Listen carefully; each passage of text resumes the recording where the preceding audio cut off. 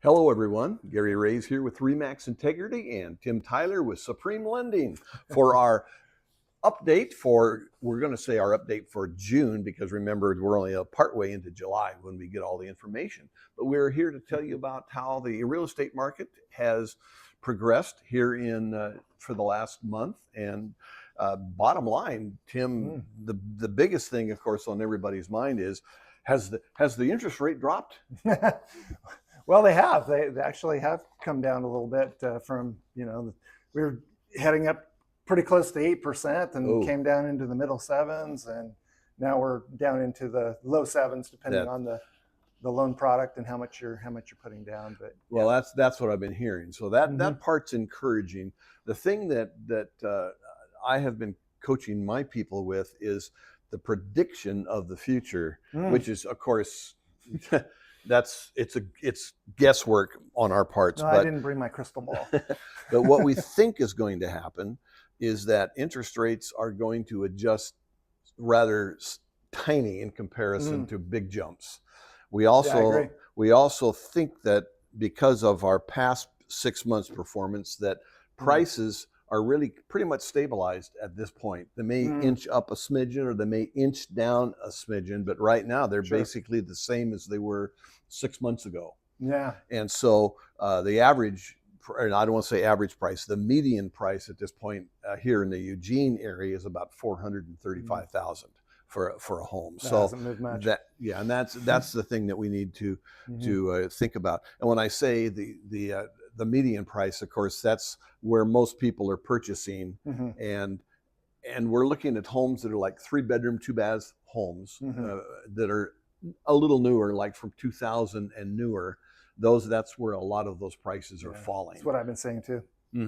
So the time on the market has increased a little bit. We were a year ago, it only took, before I'll talk about inventory, if it only took 1.5 months for us to be completely out of houses, if no new houses came onto the market at the current consumption, well, now it's 2.5 months. Yeah. So our inventory is increasing a little bit. That's good for the buyers because it gives you more alternative choices to, you don't have to just jump on the very first house. That also helps, by the way, for the buyer not to overprice or not to overbid on the house. When that panic buying was happening, people were overpaying. And you have to think about that. Well, I'll pay $10,000 over listing price, and another person has an escalation clause. I'll pay $15,000 over. The problem is the winning person basically was the one person that was willing to pay more than the listing price, even more than everybody else was willing to pay. So it was panic buying. It wasn't the best scenario for the buyer. Right. Now it's a little bit more realistic. It is. We've got the prices set where we know what value is because of past immediately past sales, and we're not having to rush in and make an offer within the first day. We have a chance to think about things. We have a chance to look at 4 or 5 different homes that may qualify for their particular criteria. So that's all good. On the selling part, this is something too that I coach a lot of people in my age bracket where they're downsizing and they're trying to decide what they're going to do. My suggestion for the people that are downsizing is buy lower, buy single level, take a lot of the money and put it into investment, because right now investments in other things, some people are getting like 8.5%. We know that the house price is not going to increase at 8.5%, and it's probably going to stabilize. So is it better to sell now or wait a year? And that's where I was leading to. If you're thinking of selling now, taking the money and reinvesting it in whichever you're going to go for a smaller house or a larger house, whatever fits your need, but also take excess monies and put it in investments, because the house prices are not going to jump up 8 and 9% like it had been in the past. So that's my spiel there. So I'm just going to look at some information here. It takes about a month and a half now for a property that's just put on the market to end up selling. So about 44 days to be exact is what the current trend is. So from your standpoint, Tim, you've seen a lot happen in the last 6 months. Certainly, we've kind of done a lot of this. Right. My thoughts is that this up and down is going to go more smaller peaks and valleys. Mm-hmm. So what would you advise? There are lots of things out there that people can do, which you can address. They can get a new loan for their next house. They can, if they have an investment property, they can do what they call a 1031 and not pay tax and move on. But there's also people that want to refinance to make their dreams happen. Sure. You handle all types of loans that are tied to the homes, to the houses themselves. Is that correct? That's exactly right. Yes. So you do refis, they call them refis, where they, now a lot of refinancing happened when the market dropped as far as interest rates. Well, now it's not dropping, but is there any reason to refinance at this point? Sure. We're actually seeing some refinance applications coming in, and a lot of interest from from my past clients. They need to consolidate debt. They run up some credit cards. Credit cards is really kind of the big one because the interest rates are like 25 now.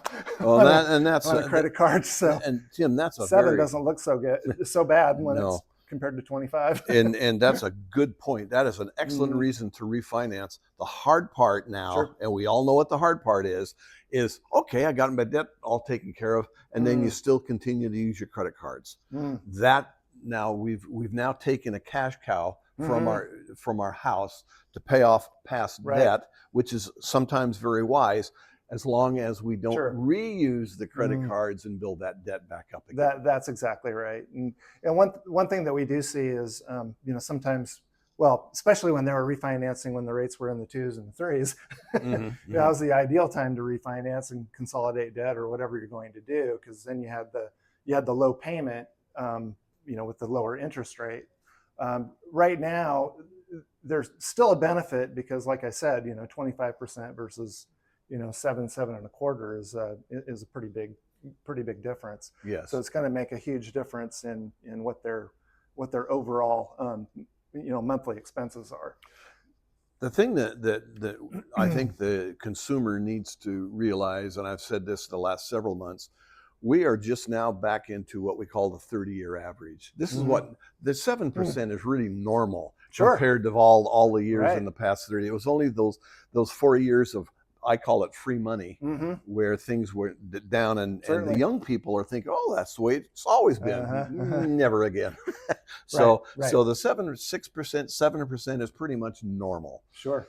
So and here's the other thing that I want to stress, and I've stressed this many times before. If you're thinking about buying or selling, we know where it's at today. We can only predict what's going to be next year, but I can almost put both my pennies on the fact that it's not going to change much. So it's better to do it now than it is to do it later when there's a lot of uncertainty. Sure. And just getting back to the point of refinance, we're in this market today, we're really setting people up to refinance in the future, because interest rates and payments are a little bit higher in the beginning. So what are people doing? They're doing the temporary buy downs, right? Where the rate starts like 2 points below what the current rate is. So let's say today's current rate is 7. You can start at 5% in the first year, 6% in the second year. So you're paying, when you say buy down, really you're paying interest ahead of time. Yes. What happens is it's subsidized by the seller. The seller actually has to pay the cost of the temporary buy down. So, you start 2 points lower, it's going to cost money to actually get a 5% rate versus a 7%. So the seller actually pays a certain amount of money, and it goes into an escrow account, and the monthly payment is still based on that 7% rate. Yes. And the money out of that escrow account is going to subsidize their payment. So they're paying the payment at the rate of 5. Okay. But the full payment is at 7, so that's how that works. You need to tell your realtor to be sure to ask, if you're on the buyer side, to have them ask the seller to do a credit towards your Closing buy costs. down. Yes, closing costs, Yeah. and that's a wise thing to do. And of course, from the seller standpoint, they are motivated to sell, and so they'll certainly listen to the request, right, and try to make it work for both sides. And, sure. and the last thing that I want to bring up today is the fact that there's a lot of talk about the changes of commissions and how that is received. And in the past, like, so for example, if it was a 5% or 6%, the buyer agent and the seller's agent kind of split that between them. And so each person got 2.5%, et cetera. The way it's going to be as of August 17th, by the way, is that whole thing is going to change. There has to be a little bit of change in terminology. So it's not automatic. We don't just say, you're going to get X amount. They have to negotiate with their agent how that is going to be paid. But we'll get into that more detailed next month when we have all the real data in. So there's a lot of misinformation that's out there right now. But again, regardless, that's in the future.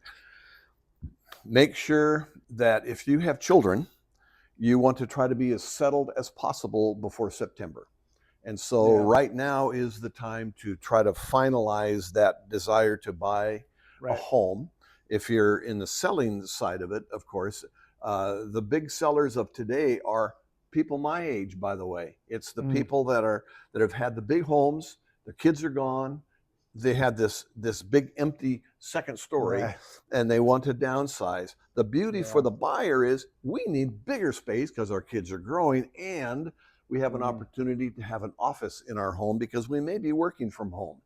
So there's a perfect scenario that's going to be happy from both sides. Exactly. So take advantage of that as well.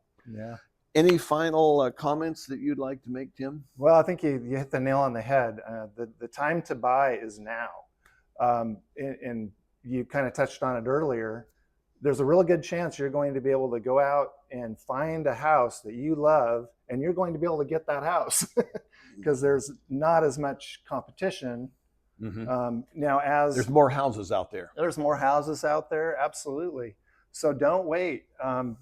You want to buy now for a lot of different reasons. The prices are not going down. Yeah. Prices continue to. That's the key point. I know a lot of people thought, well, there's going to be a crash. No, there's not. No. There's too much demand. We have far more people needing houses than we have houses. That's exactly right. So that's it in a nutshell. Yeah. So with that being said, here it is, almost the middle of July, and we'll meet again about the middle of August and talk about what's happened in July besides the 103-degree temperatures that we've been experiencing of late. So till next month, you take care.